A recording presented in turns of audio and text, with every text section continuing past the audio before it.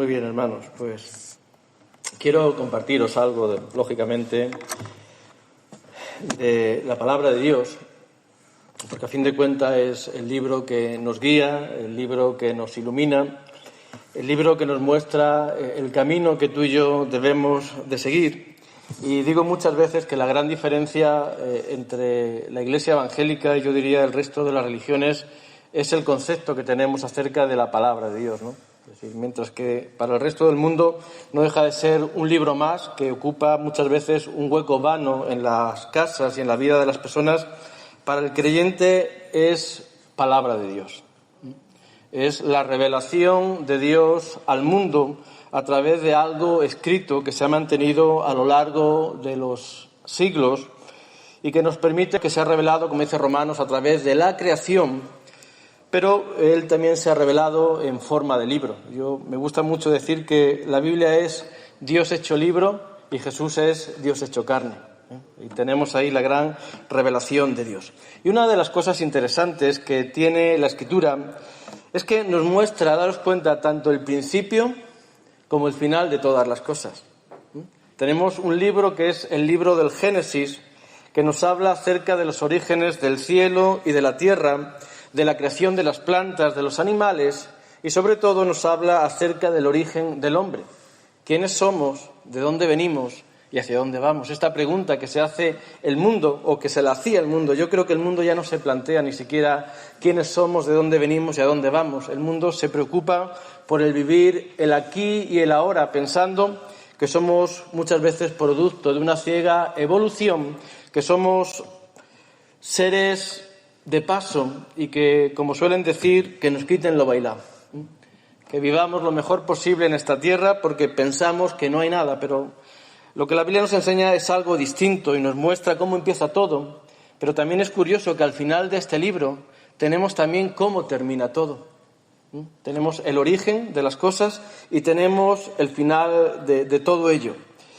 Y como bien sabemos, porque parto de la base de que amamos la palabra de Dios y que somos lectores asiduos de ella, ese tiempo final del cual nos habla el libro del Apocalipsis, el libro que Dios le dio al apóstol Juan en la isla de Patmos, nos muestra que el tiempo del fin no va a ser precisamente un tiempo halagüeño, sino más bien todo lo contrario. Y por eso mismo, cuando el apóstol Pablo le escribió la carta a Timoteo, que fue su sucesor, hablándole a él, pero también hablándonos a nosotros, porque la Biblia es un libro eterno, es un libro que alcanza a cualquier generación. Yo no sé si vamos a ser, como algunos dicen, la última generación que va a estar en este mundo. Hay mucha gente que está hablando de que somos la generación del fin. No lo sé. Lo que es cierto es que somos la generación más cercana al tiempo del fin, porque no hay otra generación. No hay nadie por delante y no viene nadie por detrás, estamos los que estamos, ¿no? Pero lo que sí que es cierto es que los tiempos finales van a ser tiempos difíciles. Y Pablo le escribe a Timoteo y le dice: también debes saber estos, que en los postreros días vendrán tiempos peligrosos, donde el carácter del ser humano, mis hermanos, se va a corromper de manera especial. Y me imagino que estaréis a la orden del día, de la actualidad, y a mí no deja de sorprenderme algo que es curioso, y es cómo la humanidad va evolucionando hacia lo malo, y cuando pensábamos que ya hemos alcanzado el tope máximo de la estupidez a la que puede llegar el ser humano, siempre aparece algo nuevo. Y ahora nuestra juventud le ha dado por identificarse con los animales. Y la gente empieza a disfrazarse de perros, de gato, de lobo, de león, y a moverse por las calles y a crear una especie de tendencia. Y yo me pregunto, ¿dónde están los manicomios? Os lo digo de verdad, hermanos, ¿qué ha pasado con los manicomios?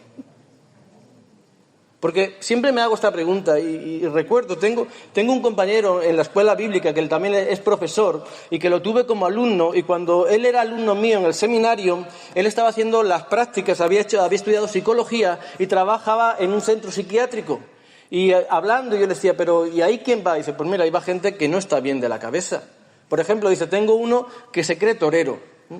Y entonces pues va por los pasillos desfilando como si llevase la muletilla, y él va de un lado para otro y de vez en cuando se para y empieza ya a pegar unos toques de muleta. ¡Ole! ¡Ole! ¿No? Y siempre va y te saluda y claro, lo tenemos allí porque no está bien. Y tengo otro que dice que es Napoleón y así va dando una serie de personajes que hace un tiempo estaban metidos en un lugar porque sus mentes estaban distorsionadas. Pero la juventud de ahora, hermanos, está totalmente escacharrada. ¿Cómo puedes decirle a tu padre o a tu madre que ahora, a partir de ahora, vas a ser un gato? Y vamos a tratar eso como normal y natural. Y es que la Biblia nos advierte que en los posteros tiempos vendrán tiempos peligrosos. ¿Por qué? Porque el carácter de los hombres se va a corromper hasta límites que no vamos a ser capaces de entender. Nos hemos vuelto animales. ¿Por qué? Porque queremos distorsionar lo más grande que tú y yo llevamos, que es la imagen de Dios en cada uno de nosotros. No queremos identificarnos con el Creador, queremos identificarnos con la creación, pero eso no es correcto, porque nosotros fuimos creados a la imagen y a la semejanza de Dios. Y aparte de estos hombres corruptos de entendimiento, también debemos de ser conscientes de que nuestro peor enemigo, nuestro gran adversario, como dice en la Escritura, que es Satanás, también es consciente de que su tiempo está llegando al final y él va a hacer todo lo posible para, sobre todo, esa guerra que él tiene de manera particular con aquellos que la Escritura llama con la descendencia de Abraham y que somos los que hemos colocado nuestra fe y nuestra esperanza en el Hijo de Dios. Yo siempre digo una cosa, el bocado más suculento para el diablo no es llevarse por delante a alguien de este mundo, es llevarse por delante a alguien que ha colocado su fe y su esperanza en Dios. Esa es la gran guerra que el diablo tiene. La guerra del diablo no está ahí afuera, la guerra del diablo está aquí adentro. Este mundo ya está completamente caído. Cuando él se presenta delante de Jesús en la tentación del desierto, le ofrece todos los reinos del mundo y Jesús no se opone a esa realidad. Incluso la Biblia lo llama como el Dios de este siglo. Pero su verdadera guerra está contra ¿quién? Está contra aquellos que hemos decidido vivir de espaldas a este mundo, de aquellos que hemos decidido vivir en contracorriente de esta sociedad. Y ahora pues vamos a ser también catalogados como bichos raros. ¿Por qué? Porque no aceptamos lo que el mundo acepta. ¿Por qué? Porque nuestra verdad no está en lo que los hombres implantan, nuestra verdad está, como estoy diciendo en esta mañana, en la palabra de Dios. Y todo esto va a hacer que nuestro paso y nuestro caminar por este mundo sea cada vez más difícil, sea cada vez más complicado, y creo que se va a hacer más necesario que nunca que podamos buscar un lugar, y ojo, no hablo de un lugar físico, donde tú y yo podamos refugiarnos frente a todas las tormentas y frente a todas las dificultades de esta vida. Y la Escritura nos habla precisamente de esto en la primera carta del profeta Samuel, cuando en el capítulo 2 y versículo 2 él dice que no hay santo como Jehová, porque no hay ninguno fuera de ti. Y date cuenta, dice la Escritura, no hay refugio como ¿qué? Como el Dios nuestro. No hay refugio como el Dios nuestro. Y este versículo es interesante porque deja entrever que aunque puede haber otros lugares aparte de Dios a los que el hombre puede acudir para refugiarse, ninguno de ellos, lógicamente, al nivel de protección, que es lo que se espera de un refugio que puede ofrecernos Dios. Por eso me gustaría en esta mañana hablaros de Dios como refugio. De Dios como el lugar al cual tú y yo podemos acudir en los momentos y en las dificultades de la vida para buscar ese socorro, para buscar ese amparo, para buscar esa protección. Pero me gustaría hacerlo hablando en primer lugar de esos otros lugares a los que el mundo suele acudir ante las dificultades y los problemas de la vida y que nosotros, hermanos, estamos llamados a evitar. ¿Por qué? Porque, como estoy diciendo, tú y yo no podemos actuar, comportarnos y movernos como el mundo. Jesús dijo en una ocasión, mi reino no es de este mundo. Y nosotros somos ciudadanos de esta tierra, pero nuestro reino no está en este mundo. Por lo tanto, ni nuestra vida, ni nuestra actitud, ni nuestro comportamiento tiene que asemejarse a lo que hay ahí fuera. Y lo digo muchas veces desde este lugar, cuando la Iglesia refleja lo que hay ahí fuera, cuando queremos sentirnos o hacer sentir a la gente lo mismo que encuentran ahí, estamos perdiendo nuestra identidad como Iglesia. La Iglesia es Iglesia y el mundo es el mundo. La Iglesia nunca puede ser una mezcla de la verdad de Dios con las cosas de este mundo. Y os hablo de ese tipo de iglesias que hay ahora tan modernas, que no tienen ningún tipo de luz, que son oscuras, que tienen sus luces de colores y sus máquinas de humo. Cuando eso era el reflejo de lo que era una discoteca, Pero lo hemos traído ¿a qué? A la iglesia, porque nos hemos vuelto muy modernos, hermanos. Somos muy modernos. Y de modernos que somos, nos hemos alejado de Dios y nos hemos acercado a este mundo. Entonces tenemos que evitar este tipo de cosas. Tenemos que ver qué hace la gente cuando llegan las dificultades y nosotros actuar de manera distinta. ¿Por qué? Porque nuestro refugio, como dice la Biblia, siempre tiene que ser el Señor. ¿Dónde se refugia el mundo? Pues traigo en esta mañana 3 lugares donde el mundo tiende a refugiarse. Y el primer lugar lo he titulado carros y caballos. Carros y caballos. Dice la Escritura en el Salmo capítulo 20, versículo 7, estos confían en carros, aquellos en caballos, mas nosotros, hermanos, nosotros los creyentes del nombre de Jehová nuestro Dios, tendremos ¿qué? Tendremos memoria. Y no sé si sabes, pero en el tiempo en el que fue escrito este salmo, el poder militar de un ejército se medía no solamente por la cantidad de soldados que tenía, que era importante, sino también por el número de caballos y de carros que estos poseían. ¿Por qué? Porque los carros y los caballos en aquel tiempo era, por decirlo de alguna manera, la máquina de guerra con la que ellos enfrentaban al enemigo. Y a mayor número de caballos y mayor número de carros, pues mayor potencia militar. ¿Por qué? Porque estos carros iban provistos, habéis visto las películas estas antiguas de los circos romanos, lo que llevaban en las ruedas. Llevaba una especie de guadaña, una especie de desaliente, de cortante. Imagínate un carro de eso a toda velocidad tirado por unos cuantos caballos. Iba segando todo lo que encontraba a su alrededor. Y el que gobernaba el carro no solamente iba atropellando gente y segando piernas de uno y de otro, sino que muchos de ellos iban con la espada en la mano, golpeando al enemigo, y otros iban cargados de lanza, lanzando flechas a diestra y a siniestra. Es decir, había mucho poder en este tipo de arma en aquel tiempo. ¿Por qué? Porque lógicamente no tenían lo que tenemos a día de hoy. No tenían carros de combate, no tenían ametralladoras. Es decir, hacían la guerra de una manera distinta. Y un ejemplo de ese poder militar lo encontramos lógicamente en el pueblo de Egipto, quien después de ver cómo el pueblo de Israel había abandonado aquella tierra en la cual habían estado sirviendo, dice la Escritura, durante 430 años intentaron poner fin a esa salida, y nos dice la Escritura en el libro de Éxodo que el faraón tomó nada más y nada menos que 600 carros escogidos, y dice la Escritura todos los carros que había en Egipto.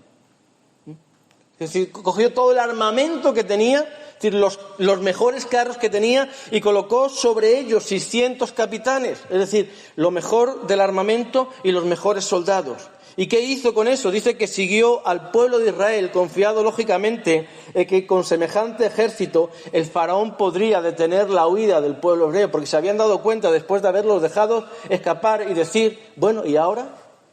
¿Quién se va a ocupar de trabajar?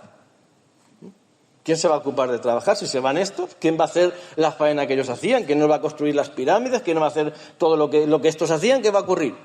Intentó de alguna manera detener aquella huida, pero el faraón, hermanos, pasó por alto un detalle que es tremendamente importante, y es que la Escritura nos dice en el versículo 8 que hemos leído que los hijos de Israel habían salido de Egipto, date cuenta, con mano poderosa. Ellos no iban acompañados de carros, ellos no tenían caballos, ellos ni siquiera tenían un ejército preparado y organizado para pelear, pero había algo mucho más importante de todo esto, y es que Dios estaba con ellos. Y cuando Dios está con nosotros, dice Pablo en la carta a los Romanos, hace una pregunta, y es, ¿quién contra nosotros?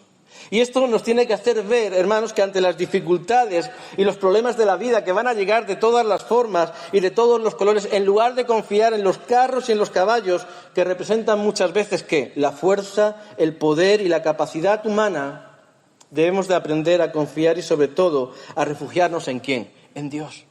¿Por qué? Porque la Biblia dice que mejor es confiar en Jehová que confiar en el hombre. Y este verbo, confiar, nos habla de huir a un lugar en busca de protección. Por eso yo quiero preguntarte en esta mañana, ¿dónde acudes cuando las cosas se ponen difíciles en tu vida? ¿Dónde acudes cuando los problemas y las dificultades tocan a la puerta de tu vida? Cuando la falta de trabajo, la falta de salud, la enfermedad, los problemas matrimoniales, los problemas con los hijos, las tentaciones, ¿dónde buscas refugio para hacer frente a las tormentas de la vida? ¿Ponemos nuestra confianza en nuestra fortaleza, en nuestras capacidades, en nuestra inteligencia, en nuestra sabiduría? ¿O hacemos, como dice la Biblia, levantamos nuestros ojos a los cielos porque sabemos que nuestro socorro viene de Dios? Todos conocemos, yo creo, que ese versículo del profeta Jeremías que dice: maldito el hombre que confía en ¿quién? En el hombre. Maldito el hombre que confía en el hombre. Y me hace gracia porque yo creo que solemos interpretar este versículo mirando hacia afuera, pensando en el hombre que confía en otro hombre, hermanos, sin darnos cuenta de que tan malo es a veces confiar en otras personas como sobre todo confiar en ¿quién? En nosotros mismos. Tú puedes, tú puedes. Hay gente que se dice, tú puedes. Hay una frase que dice, descubre al campeón que hay en ti. Y cuando yo miro dentro de mí para descubrir al campeón, yo digo, algo está fallando en mi vida, porque en mi vida no hay un campeón. En mi vida hay un miserable, como dijo Pablo. Miserable de mí, ¿quién me librará de este cuerpo de muerte? Yo no soy más que vencedor, yo no soy un campeón. Yo soy un vil pecador, yo soy un ser caído que no tiene nada más que la gracia de Dios sobre su vida. Por lo tanto, no puedo mirarme no puedo mirarme a mí mismo, no puedo mirar hacia adentro, porque tan malo es, ya te digo, confiar muchas veces en lo que el hombre te pueda dar, como confiar en tus fuerzas. Ahora soy joven, ahora me como el mundo, pero llegará un día donde ya no te vas a comer el mundo. Donde llegará un día donde te das cuenta de que los años están pasando y no pasan de balde. Llegará un día donde cuando tengas que coger el móvil, como me pasa a mí ahora, tienes que hacer así. Y dice mi mujer, ¿qué haces con las gafas ahí arriba? Y digo, pues que es que no veo ya con las gafas tampoco. O sea, no veo sin gafas, pero tampoco veo con gafas, ¿no? Y a mí antes no me pasaba. Yo podía ver el móvil sin necesidad de quitarme las gafas. ¿Y por qué ahora para ver el móvil tengo que quitarme las gafas? Porque me voy haciendo también mayor, hermanos. Y esa fortaleza que uno tenía va desapareciendo. Y eso decir, antes me comía el mundo, pero ahora ya no me puedo comer el mundo, me puedo comer una parte pequeñita del mundo, ¿no? Y es un problema cuando queremos ¿qué? Cuando queremos confiar en ¿quién? En nosotros mismos. Y la Biblia, ojo, no está hablando de que tú no puedas apoyarte en alguien, porque Dios dice en el libro de Proverbios, ¿no? Que son mejor dos que uno, ¿no? Y tener un apoyo, tener a alguien que te ayude, es correcto. El problema está, hermanos, cuando nuestro corazón lo colocamos, como dice Jeremías, en el lugar equivocado. Y empezamos a confiar en quién no tenemos que confiar, o empezamos a confiar en quién, en nosotros mismos. Yo soy muy sabio, yo soy muy inteligente, yo he estudiado, yo tengo una carrera, yo puedo. Tú no puedes hacer nada. Tú no puedes hacer nada. ¿Por qué? Porque torres más altas que tú han caído y van a caer en este mundo. Por eso la Escritura nos dice, fíate de Jehová con todo tu corazón y no te apoyes, ¿dónde? En tu propia prudencia. Reconócelo en todos tus caminos y Él enderezará tus veredas. ¿Por qué? Porque al final de cuentas, dice, el rey no se salva por la multitud del ejército, ni escapa el valiente por la mucha fuerza. Vano para salvarse es el caballo, la grandeza de su fuerza no va a poder librar a nadie. ¿Por qué? Porque el caballo se prepara para la batalla, mas Jehová es el que da, ¿qué? Es el que da la victoria. Y se ve en la vida del pueblo de Israel. Cómo el pueblo comienza la conquista de la tierra prometida y llega a aquel ejército de Pancho Villa, porque no era un ejército, no estaban preparados, no sabían pelear, no tenían ni siquiera armas de guerra, y llegan allí a conquistar la tierra prometida, y Dios los pone delante de la ciudad más amurallada, que era la ciudad de Jericó, ¿no? Y cuando ven los muros y miran hacia arriba y dicen, ay Dios santo, ¿cómo entramos aquí? Y Dios les va a hacer entender que no va a ser con su fuerza, que no va a ser con su capacidad, que no va a ser con su sabiduría, que va a ser con el poder de ¿quién? Con el poder de Dios y de la manera menos sospechosa. Y les dice, no preparéis nada aquí, ¿qué estáis haciendo? No, estamos preparando aquí una especie de máquina que tiene unas piedras, unas catapultas, vamos a destruir los muros de Jericó. Y dicen, no, así no van las cosas con Dios. ¿Qué hacemos? Nada, coger unas trompetitas, coger al pueblo y empezar a dar vueltas alrededor de la ciudad, ¿no? Y yo me imagino al pueblo allí caminando alrededor de la ciudad, mirando las murallas, ¿no? Y los de las murallas arriba mirando al pueblo, dando vueltas, ¿no? Tuvo que ser una imagen un tanto cómica. Unos mirando y diciendo, ¿qué hacen estos? ¿A qué vienen? No llevan nada, ¿no? Y el pueblo mirando hacia arriba, Dios santo, ¿cómo vamos a entrar, no? Hasta que Dios le dijo, hacer sonar la trompeta. Y en el momento en que la trompeta sonó, dice la Escritura que las murallas de Jericó fueron, ¿qué? Destruidas. Porque la confianza estaba puesta en ¿quién? en Dios. Era Dios el que iba a pelear por el pueblo. No era el pueblo el que tenía que pelear aquella batalla. Y luego vemos cuando entran, conquistan la primera ciudad de Jericó y van a la siguiente ciudad, que es la ciudad de Hai. Y dice el pueblo, ¡pan comido! Si eso, mira, si parece un camping.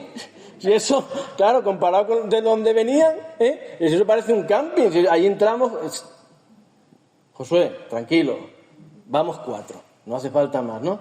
Y van a la ciudad de Hai, y el pueblo sale corriendo, y el pueblo sale escaldado, porque, como dice la Escritura, había pecado, ¿qué? En medio del pueblo, porque habían tomado del anatema. Habían tomado lo que no correspondía, porque Jericó era la primera ciudad que el pueblo había conquistado, y la Biblia dice claramente que las primicias son enteramente para Dios. No, Dios no tenía ningún problema en que cogiesen nada de la tierra prometida, pero aquella ciudad era consagrada ¿para quién? Para Dios. Y Dios les hizo ver que no se trata de qué, que no se trata de nuestras fuerzas, que no se trata de nuestra capacidad, que no se trata de nuestra inteligencia, que se trata de refugiarnos en quién, en Dios. Ahí nos acurrucamos al lado de Dios y que sea Él el que nos lleve hacia adelante, porque, como dice la Biblia, Él es nuestro amparo y nuestra fortaleza, nuestro pronto auxilio en medio de qué, en medio de la tribulación. Por eso no confíes en los carros y en los caballos, confía en el Señor.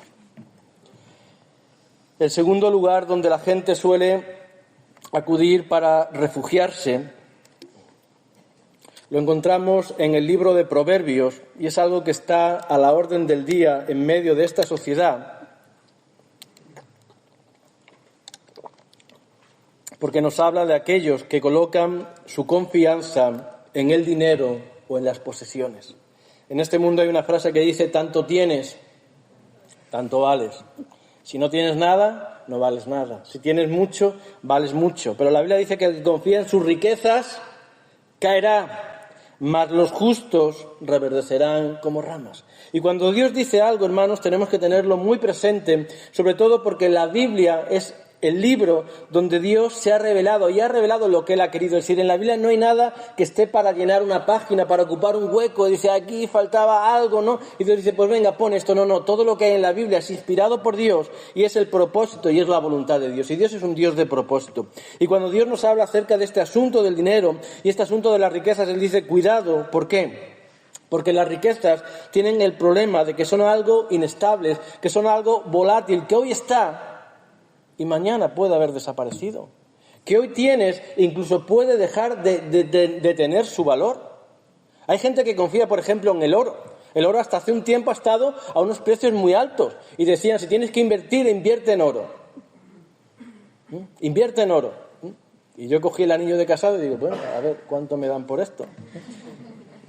30 euros. Pues tampoco es que sea tanto, ¿no? Invierte en oro. Pero el oro, igual que sube, baja. Sube, baja, ¿no? Por eso dice que las riquezas se harán alas, ¿y qué? Y volarán. Y no las puedes, ¿qué? Y no las puedes atrapar. De hecho, los expertos en economía dicen que el 70% de las personas que ganan la lotería al cabo de 5 años están completamente arruinados. 5 años después, todo lo que habían conseguido por decisiones que ellos toman, lo pierden absolutamente todo. Y hablando también de esto, miraba un dato de la Universidad Abierta de Cataluña y que decía que al cabo de los años ha habido casos en los que los ganadores de la lotería han acabado solos y arruinados. Incluso algunas personas han acabado sufriendo depresión. ¿Por qué? Porque recibir una inmensa fortuna de golpe puede descolocar a una persona de tal manera que puede ser difícil que rehaga la vida de manera cotidiana. Y a veces me he preguntado esto, imagínate que alguien llama hoy a tu puerta y te dice, ahí tienes 100 millones de euros.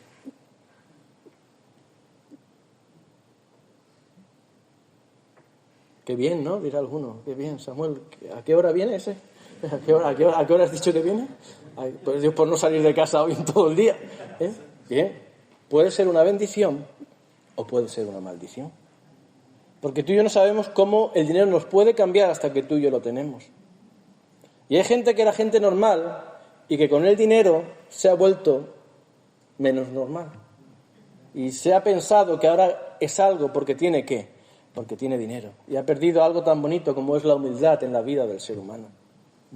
Es decir, el dinero te puede descolocar. Tan malo es, como dice la Biblia, no llegar a fin de mes, como a lo mejor tener demasiado y decir, bueno, miro el móvil, hablo la aplicación del BBVA y digo, está de maravilla esto, y le haces una captura de pantalla, ¿no? Y te la guardas en favoritos, qué bien, ostras, ¿qué problema tengo yo, no? Yo tengo dinero, sí, pero el dinero no lo puede comprar todo. El dinero no lo compra todo, ni siquiera el dinero compra la felicidad, porque la gente que más tiene no es la gente más feliz del mundo. ¿Te has dado cuenta de esto? Lo que ocurre es que como hoy vivimos en una vida de pantalla, hoy vivimos una vida impostada donde solamente sacamos las cosas bonitas, ¿no? Y ahora estoy aquí, un viaje, y ahora me he comprado esto, y ahora en el coche nuevo, y ahora en el piso nuevo, pero nadie saca una foto llorando en su habitación, rodeado de fortuna, ¿no? Y completamente solo, o destrozado, o lleno de ansiedad, o lleno de miedos, o lleno de cosas. ¿Por qué? Porque el dinero es poderoso, dice la Biblia, pero el dinero, hermanos, no lo puede todo. Y tenemos que tener cuidado en no colocar nuestra confianza en algo que es volátil y que no es la solución a todos tus problemas, ni tampoco es el camino que conduce ¿a dónde? Que conduce a la felicidad. Por eso nada mejor que confiar ¿en quién? En Dios. En aquel que es dueño de todo lo que hay en este mundo. El pueblo de Israel, estamos hablando de él en esta mañana también, sale a un desierto donde no hay comida y donde no hay bebida. 2,5 millones de personas, que esos comen y esos beben. Allí habría adolescentes, de esos que te vacían la nevera completamente. Que los jóvenes comen como limas. Tú puedes aún intentar cuidarte, pero los jóvenes llevan algo ahí dentro que es como un devorador ahí, que no paran de comer, y no se sacian. Y hay que ir a Mercadona todos los días y traer la bolsa cargada, ¿no? Pero ahí salen 2,5 millones de personas y allí no había un 7-Eleven de estos americanos, allí no había nada. Pero había un Dios que estaba en los cielos y que le daba al pueblo todos los días de comer y todos los días de beber, y no dependían de que absolutamente de nada, porque Dios no está sujeto a nada, hermanos. En cambio, nuestras riquezas, nuestras cosas, ¿no? Qué fácil son que desaparezcan. ¿Cuánta gente ha perdido su casa, su negocio en la Dana de Valencia?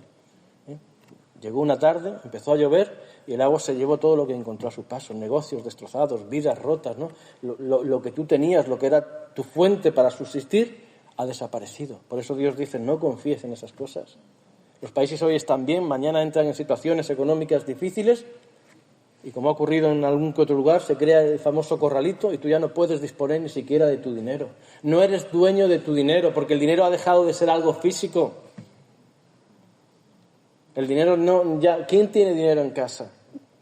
Bueno, sí, los que tenéis debajo del colchón, yo entiendo, sí, los que habéis metido ahí, los de la vieja escuela, los del calcetín. Mi abuela llevaba el dinero siempre aquí.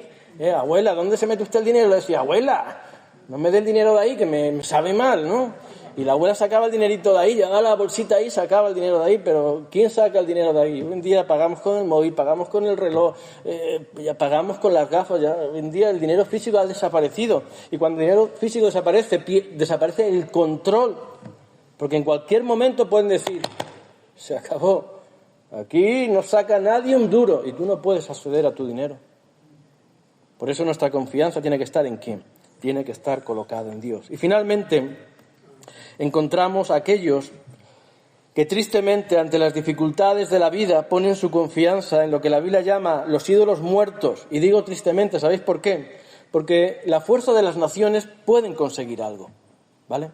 Es decir, los ejércitos pueden conseguir algo. El dinero hemos dicho que es poderoso caballero, que facilita grandemente nuestra vida y nuestro paso por este mundo. No estamos en contra del dinero.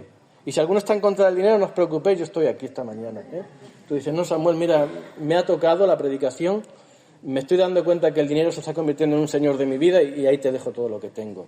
Te doy mi número, me haces un bizo, una transferencia y yo gestionaré por tu bien. Yo no pretendo aquí saquear a nadie. Yo por tu bien, por cuidarte, ¿no? Yo gestiono tu dinero. Pero tristemente esto ocurre. Entonces, pero ¿qué hay en la vida del ser humano para colocar su esperanza, su confianza en lo que es un ídolo muerto? Y la Biblia nos habla de esto en el Salmo 135, dice que los ídolos de las naciones son plata y oro, son obras de manos de hombre, tienen boca, pero no hablan, tienen ojos y no ven, orejas tienen y no oyen, tampoco hay aliento en sus bocas. Y dice que semejantes son los que los hacen y todos los que en ellos confían. Y podríamos añadir el versículo 17 del capítulo 42 del libro del profeta Isaías, que dice que serán vueltos atrás y confundidos en extremos aquellos que confían en los ídolos y que dicen a las imágenes de fundición: vosotros sois nuestros dioses. Porque acercarte delante de un ídolo, hermanos, y ponerte delante de ellos y pedirle algo a ellos es tan ridículo como ponerte delante de un árbol o colocarte delante de una pared pensando que eso puede ser la solución ¿a qué? A tus problemas. Pero hay gente que pone su confianza, hermanos, en este tipo de cosas. Hay gente que es capaz de viajar, hay gente que es capaz de peregrinar, hay gente que es capaz de hacer promesas a un ídolo que, como dice la Biblia, tiene ojos pero no te está viendo. Tiene orejas, si las tiene. Porque yo no me he fijado si la Virgen de mi pueblo tiene orejas. Es un detalle que tengo que ver, porque yo sé cómo es la Virgen de mi pueblo. De hecho, ayer hablando con alguien que formó parte de nuestras iglesias, nos contaba acerca de esto, de cuando era pequeña. Dice que un día fue con su madre a la iglesia y como somos los niños revoltosos, los niños somos, ¿no?, con 50 años, ¿no? Dice que se escapó y se fue allí donde estaban vistiendo a la Virgen y se encontró a la Virgen desnuda. Dios santo, qué pecado, la Virgen desnuda, ¿Pero desnuda en qué sentido? Pues que estaba la cabeza por un lado, las dos manos por otra y no había nada más. Todo lo demás era un esqueleto de madera cubierto luego con ese vestido y con ese manto. Y dice que fue corriendo a su mamá y le dijo: mamá, la Virgen no tiene nada. Y ya lo sé, hija, no tiene nada. Entonces, ¿por qué la adoras? ¿Por qué vienes a pedirle a una cabeza y a dos manos que salen de una especie de maniquí? ¿Por qué confías en algo que no tiene ningún tipo de poder, que no puede ser más poderoso que la persona que la ha creado? Porque ¿quién le infunde aliento a esa imagen para que tenga algún tipo de poder? ¿Cómo le estás pidiendo a algo que tú has creado que no puede ser más poderoso que el Creador? Pero la gente piensa en estas cosas y las venera y se acerca delante de ellas con la confianza y con la esperanza de que en los momentos difíciles puedan, ¿qué?, solucionar sus problemas. Y qué triste es, ¿no?, cuando la gente se acerca a este tipo de cosas. Y hay gente que lo hace de manera sincera, que es lo que más duele. Hay gente que lo hace de corazón, esperando una solución ¿a qué? Una solución a sus problemas. Pero la solución no está en las imágenes, la solución está en el Creador. Dice la Escritura que cuando el pueblo de Israel salió de la tierra de Egipto y comienza a peregrinar por el desierto, hay un momento que es muy curioso, cuando el Moisés se va con el Josué, que eran muy amigos estos dos, Josué y Moisés, siempre juntos, ¿no? Y se van al monte Sinaí porque Dios les iba a dar lo que conocemos como los 10 mandamientos, el decálogo, ¿no?, las tablas de la ley escritas nada más y nada menos que con el dedo de Dios. Estamos ahora con las impresoras 3D, pues Dios ahí...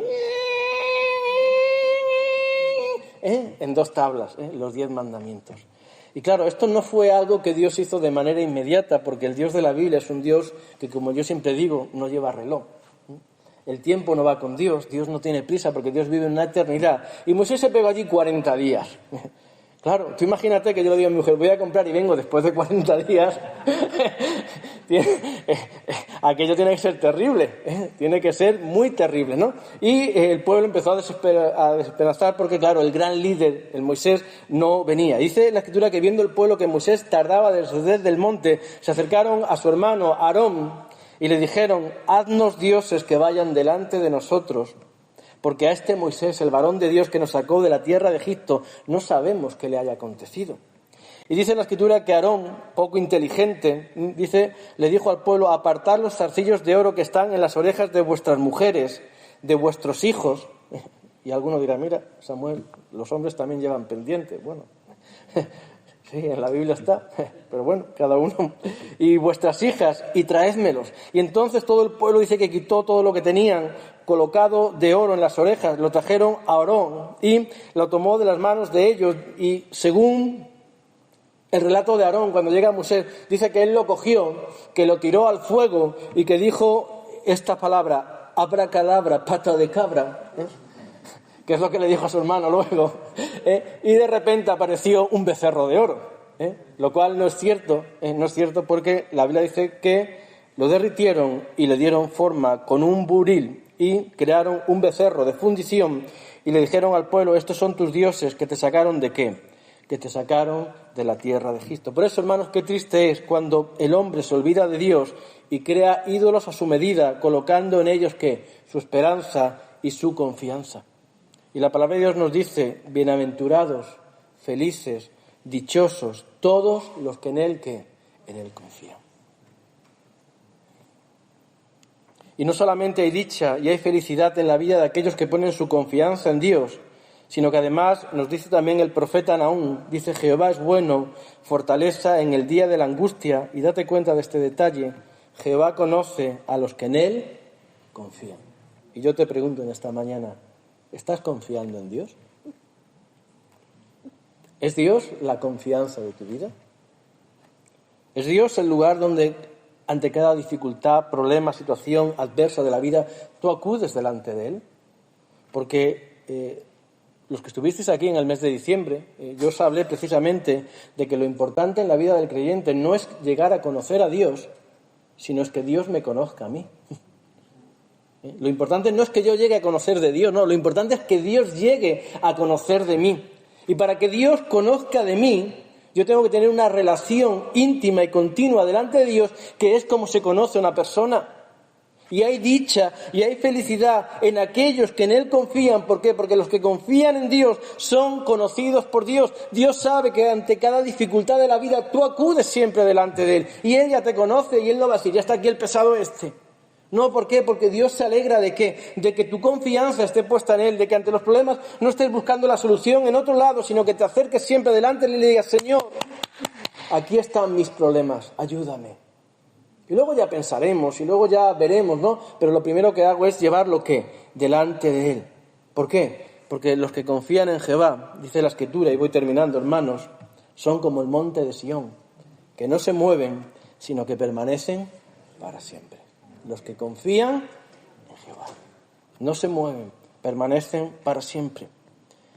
Y hablando, como os decía antes, acerca de esa terrible dana que sufrió sobre todo la zona de Valencia, es interesante ver, ¿no?, cómo el agua tiene tanta fuerza, cómo tiene tanto poder, cómo es capaz de arrastrar coches, de llevarse puentes, de destrozar casas, de arruinar vidas, pero curiosamente ninguna de las montañas de aquellos lugares fue arrastrada por el ¿qué?